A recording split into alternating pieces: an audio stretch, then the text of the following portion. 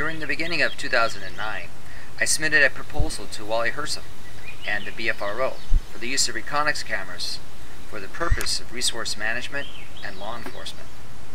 If it wasn't for the graciousness of Wally, none of this would have been possible. Welcome to part 1 of our 4-part series of Goosepin Reconyx Camera project, which is basically an ongoing surveillance project set up on a unique natural feature. We didn't bait or entice the wildlife to use this location. We just took advantage of what nature had to offer.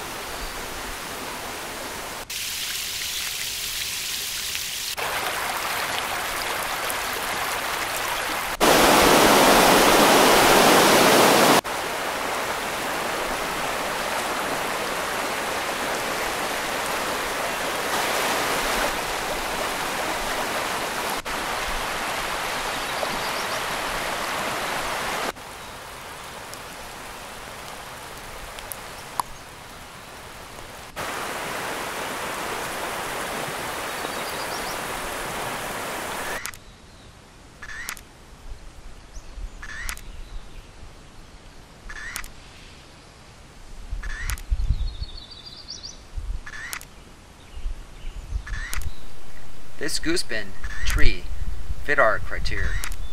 Within the wilderness designation, adjacent to the well-used game trail, near a source of water, off of the beaten human path, and if we could find it, a unique feature that would set it aside from others.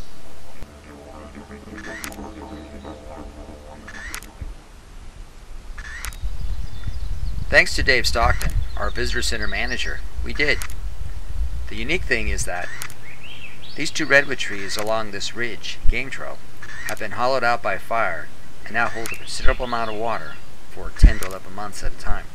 Still pretty wild country out here. Don't nobody go up here except a few. Let's walk down this pathway. Across, pretty close to where I'm standing right there.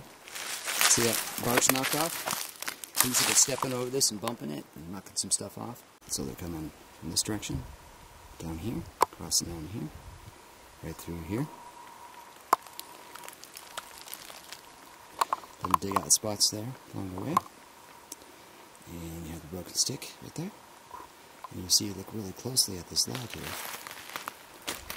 And you see again, we're talking about dirt transfers. The neat thing over here, and look close at it, a little bit closer, is almost scratch marks.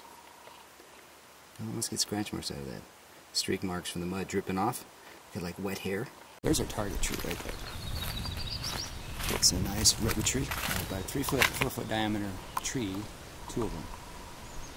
3 on the right, 4 on the left, 1 in the middle, creating a goosepin. In this case here, we have 2 trees far in between. They're both doing really well. And the bottom part is now a drinking fountain. It's a lot of water in the camera. It's not that far away. I'm just at a range here, so I can do this. There it is, 11 feet up from the ground. There's the base. And there it is. Right now we're being filmed. It's not camouflage, it just blends in over the tree. This is our scratch tree right here. Let's see, pretty much. Bears may have a time of it. Yeah, there it is. It's we have some of the footage of the bears chewing on this guy. It's kind of a slow pan for chewing damage. Claws, teeth. Enjoy these trees. There it is again right there. That's in the frame. So we got some action on that one. And pull it away.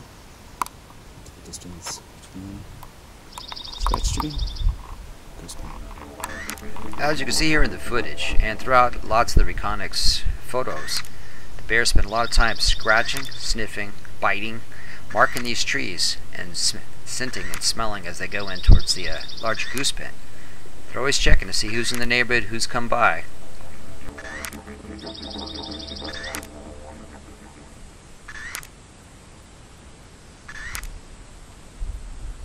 Now let's have a look at the surrounding camera site. Think back behind that way. It's another tree they've been scratching.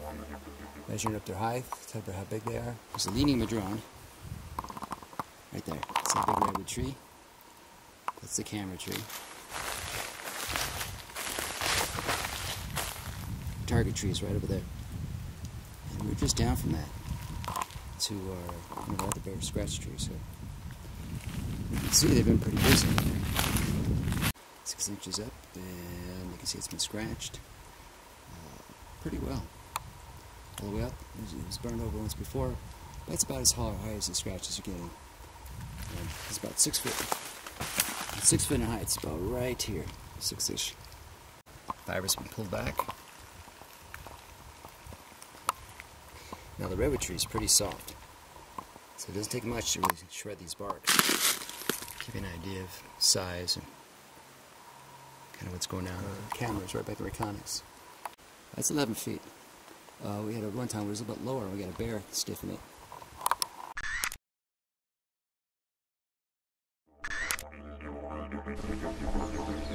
This curious bear just about pulled the camera right off the tree. Wasn't the first time it did either. Distance-wise, it's about a good 15 yards, 15-20 yards at most. That's what we got for surrounding. Brush piles, debris piles. So target tree, camera's up top to that. And the scratch tree, you can just barely make it out over here. Too far away, it's the second scratch tree. Here are the Reconyx stills from May through June, spring 2009. Here's a light phase bear. The color pattern will most likely change while the younger bear matures. During this segment, we had 4 animal species come visit. We had the bear, deer, squirrel, and a rare visit from a bobcat. 4:37 p.m. The bear is checking and marking scent.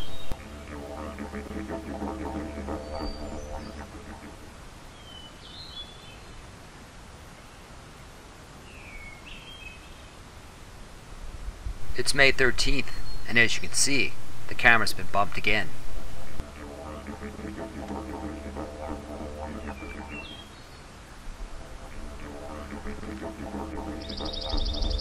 (11:57 a.m.)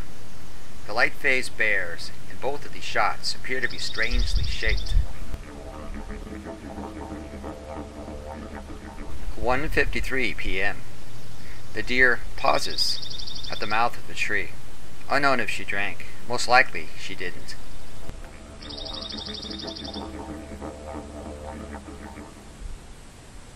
As you can see, he's checking to see who came by to visit.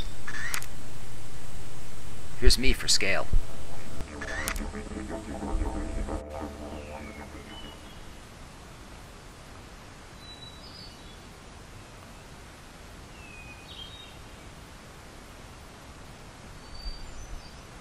During the spring session, we had about 7 bear visitation days. That's about 1 bear every 6 to 7 days on the average.